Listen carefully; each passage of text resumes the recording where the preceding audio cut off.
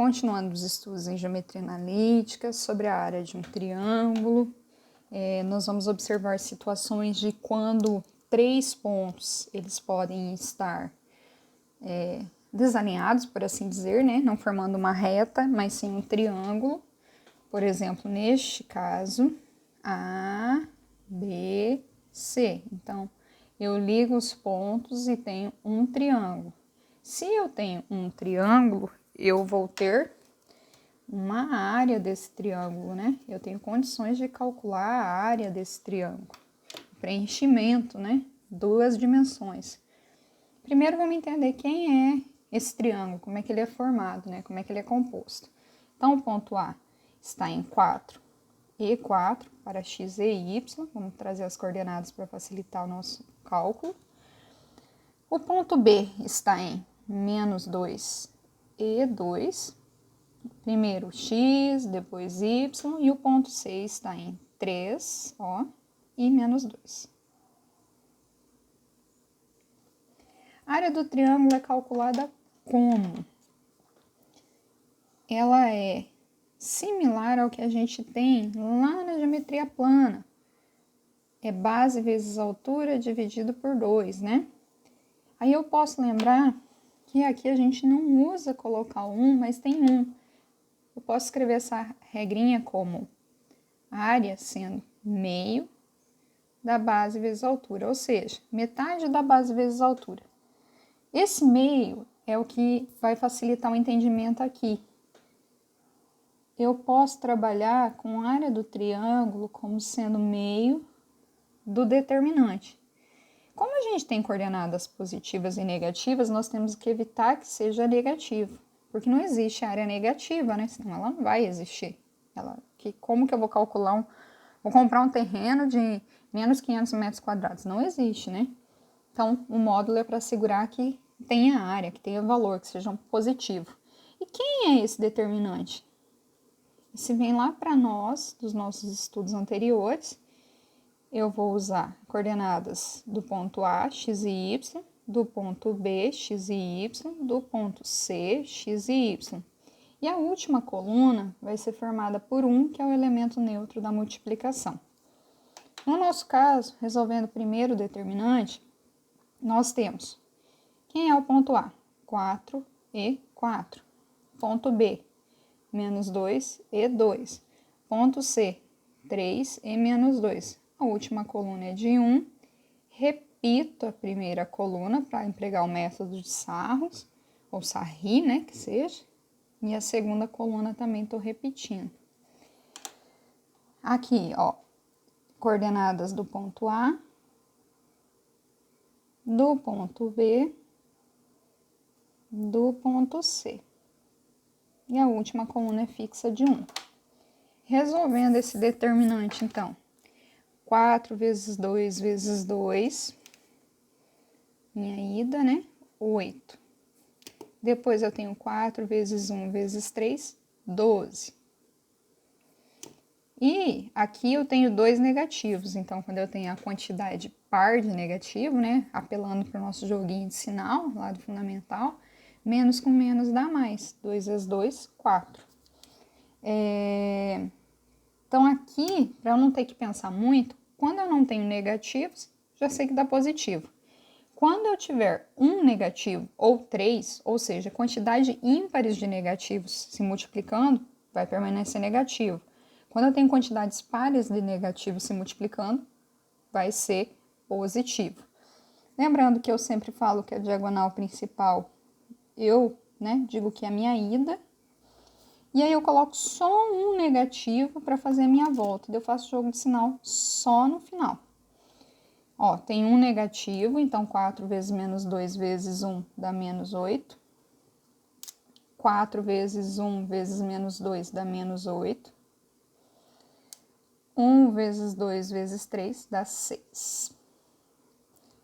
Isso daqui eu chamo de minha volta. Então, é ida menos volta. Isso aqui seria da regrinha mesmo. Por que eu coloco um menos só? Para diminuir a possibilidade de erro no jogo de sinal. Então, deixa só para o final.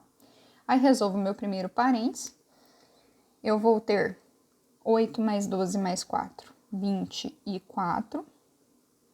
Menos que é da regrinha. Devo 8 e devo 8, tô devendo 16. Pago com 6, fico devendo 10. Aqui eu tenho um único jogo de sinal daí para fazer. Menos com menos eu tenho mais. 24 mais 10, meu determinante dá 34. Para eu trabalhar com a área do triângulo, eu vou pegar ali 1/2 vezes o determinante, que é quem? 1/2 vezes o módulo de 34. 34 já é positivo, sai positivo. Lembrando que aqui tem 1, né? Multiplico, porque a multiplicação é direta.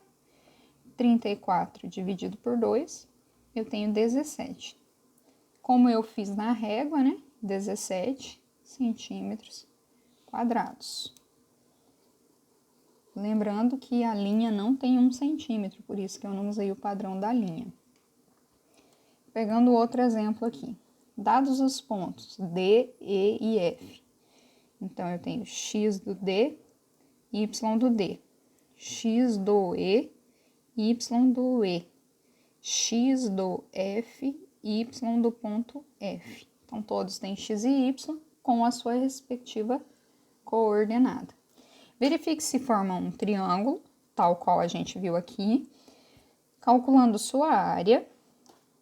Deixa eu até colocar aqui em destaque como é que calcula a área, né? E demonstre por esse mesmo cálculo, caso ele não seja a área de um triângulo, caso eles sejam alinhados, colineares, né? Então, forme uma reta significa estar alinhado, que fala alinhamento dos pontos, né? Ou colineares. Co do latim igual, linha, né? Linha. Então, são essas duas palavrinhas que a gente vai encontrar. Como é que a gente aplica primeiro? Primeiro é resolvendo o determinante.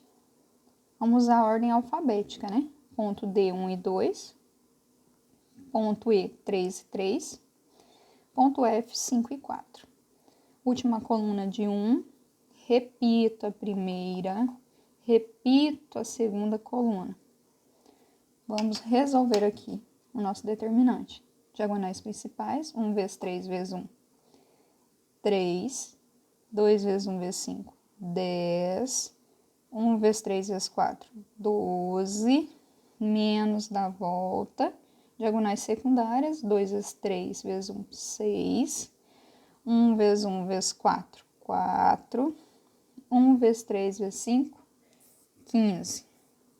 Então, aqui só para eu colocar como que eu falo, né? Eu digo que as minhas diagonais principais representam a minha ida. O menos é da regra, né? De sarro, sarri, que seja. E aqui eu tenho a minha volta nas secundárias, né? Então, tudo que vem aqui, né? Eu tô atribuindo como diagonal principal. Tudo que volta, que eu falo, é a diagonal secundária. Vou colocar só um desenho aqui. Lá, geralmente, do segundo ano do ensino médio. 3 mais 12, eu tenho 15. Mais 5, eu tenho 25. Eu posso somar na ordem que eu quiser. Poderia ter feito aqui 13 mais 12, 25. Vou manter no parênteses. Vou manter o menos da regra. Aí eu vou 6 mais 4, 10. Mais 15, 25. Quando eu fizer aqui, ó, o joguinho de sinal, né? Porque tem um mais, vai permanecer menos. Então, 25 menos 25, meu determinante é 0. Quando eu chego nessa situação de determinante igual a 0, não tem área, né? Não tem nada dentro. Então, o que que expressa isso aqui para mim? Isso aqui, os pontos D, E, F constituem reta. Ou seja, são colineares. Ainda posso dizer, estão alinhados. fazendo assim bem um rascunhinho dessa situação aqui, bem mínimo, só pra gente entender. Então, digamos que eu tenho aqui o plano cartesiano, fazendo na mãozinha mesmo, tá? 1, 2, 3, 4, 5. 1, 2, 3, 4. O ponto D é 1 e 2. Então, estaria aqui. O ponto E, 3 e 3. Estaria aqui mais ou menos. E o ponto F, 5 e 4. Mais ou menos aqui. Quando eu pego aqui a minha reguinha, o que que acontece?